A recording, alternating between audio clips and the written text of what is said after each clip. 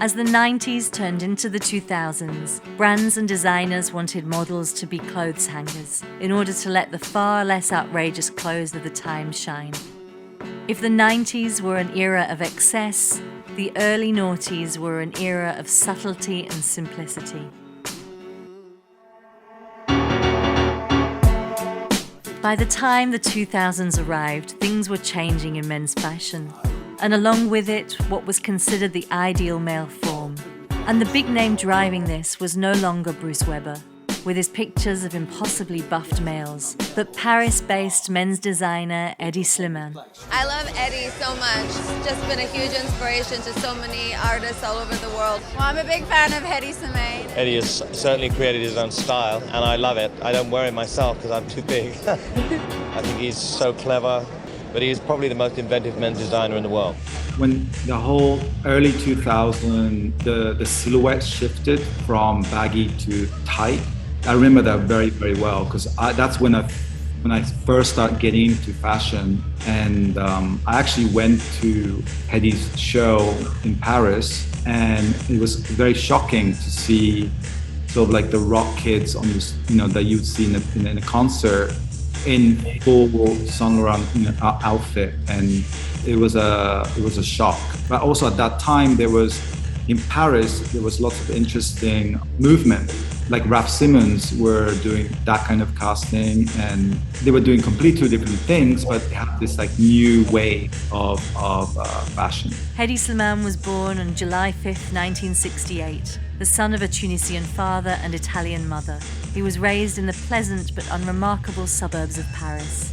With a name directly lifted from the traditional Hedi and the gradual emergence of his svelte frame and pronounced, almost feminine facial features, Slimane always expected his perception of genders would be slightly out of focus.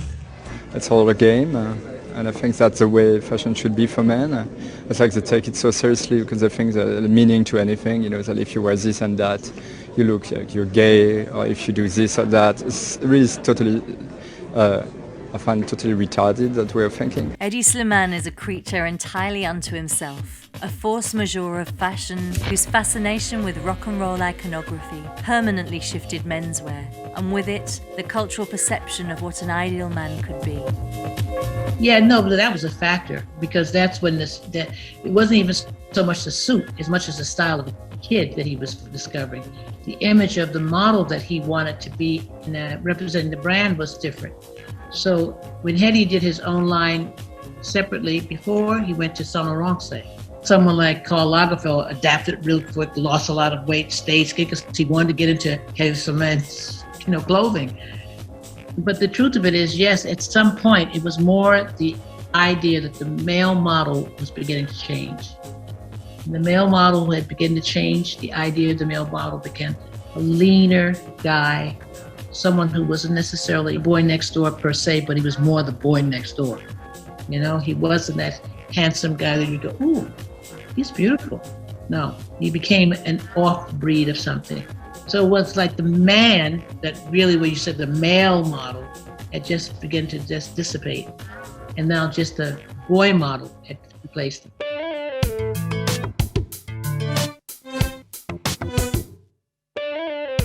In the 2000s, there was no single person who was more important in men's fashion. Hedi rocked the fashion world, bringing his obsession with music culture and pop icons into a new wave of designs that crossed gender lines, redefined the waist, and placed the shoulder pads back on top. His love for androgyny led to an influx of a new menswear sensibility.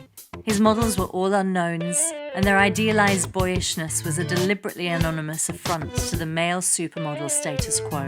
You couldn't put a name to a single one of these pubescent faces.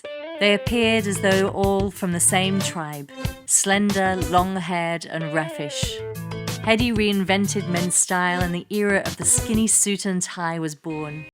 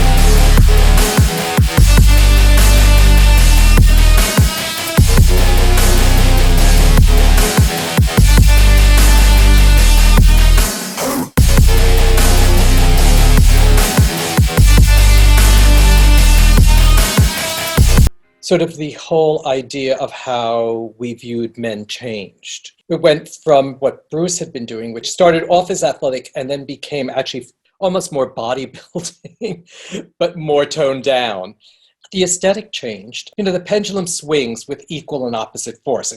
So it had to go from what Bruce was doing to a whole other aesthetic, which was this very sort of rock and roll boy, which at the time also worked with the waif, which was what the women's models came with Kate Moss, which was girls who were much thinner, much tinier.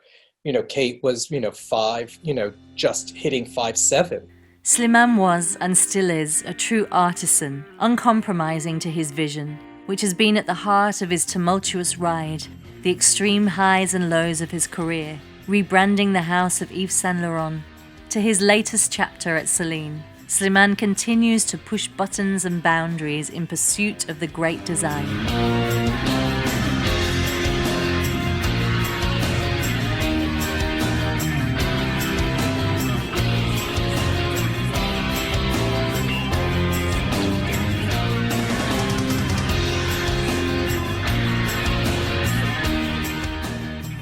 What Hedi did completely changed everyone's wardrobe. Until today, and I love that he always takes inspiration from the street, for the street, and he was kind of one of the first fashion person that I met in Paris, and then later we started collaborating when he became a photographer, and I was styling fashion stories with him. And he was always so encouraging for me to do my own thing. He's like, he was giving me advice and where to go. And I still remember we did so many incredible photo shoots together. And we went to Japan and LA. And I learned a lot from him. His work is, for my standard, in the men's design world, the best of the moment because it is the most right for the moment. Rebel, rebel, your face is a mess.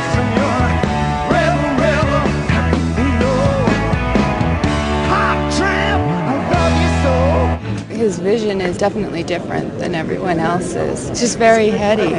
It's flawless. I find his work flawless. Slimane distinguished himself from other designers for his penchant of casting musicians, unknowns and non-professionals in his shows. Notably absent were the Schenkenbergs, the Vandaloos and the Tyson Beckfords. It's a description of a character, I think. Hedi would often draft band members to represent his designs, or otherwise scour the streets looking for just the right personality to mesh with the collection, a process he refers to as boy safari. Like every other element of his creative process, he was reluctant to define the essence of his casting. I don't like to define things. This is same with menswear for me. I don't like to define. I like that it's very open. From Black Tie in 2001 through to Celine in 2020, Hedi has been one of the most influential forces in defining the evolution of ideal masculinity. While male supermodels once used their status to turn themselves into celebrities, Thank you. Tyson Beckford, hey, gotta sign my calendar, brands and magazines in the 2000s millennium started looking to use celebrities' existing fame to draw attention to their brands and clothes. How the tables had turned. Justin Bieber replaced Marcus Schenkenberg in those Calvin Klein campaigns. Ryan Reynolds and Theo James replaced Mark Vanderloo in those Hugo Boss ads.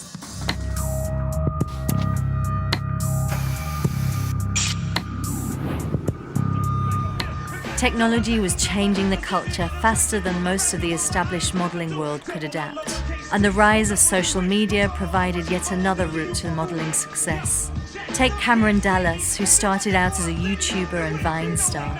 He went on to star for Calvin Klein and has also landed a Teen Vogue cover. No question, the 1990s saw the birth of the male supermodel phenomenon. It was a golden time for the Adonis-like male models, with their impossibly buffed, athletic male physiques.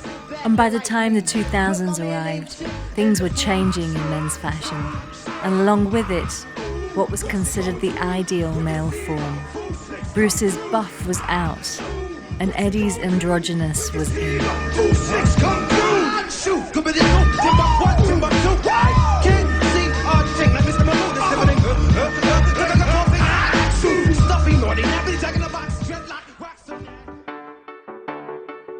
In the 90s, we